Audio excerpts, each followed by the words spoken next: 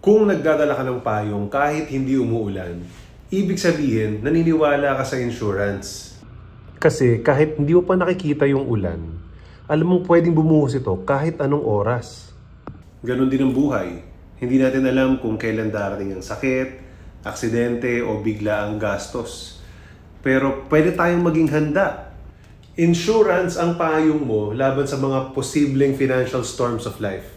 Ano-ano yun? Untimely death of a breadwinner, sickness, or yung mabuhay ka ng mahaba tapos wala ka ng source of income. Kaya ito yung masasabi ko, kung kaya mong maghanda sa ulan, sa panahon na maulan or nagdadala ka ng payong, no, kaya mo rin maghanda para sa future ng family mo. What you need to do, just message me today or any one of your friends sa financial advisor para malaman kung paano ka makakapag-setup ng payong sa buhay mo bago pa bumuhos ang bagyo. That's the key. Preparation bago mangyari. That's how and why you buy life insurance. Hindi kung kailan kailangan mo na. Kasi kapag kailangan mo na, hindi ka na pa pwedeng bumili. It's too late. Huli na ang lahat.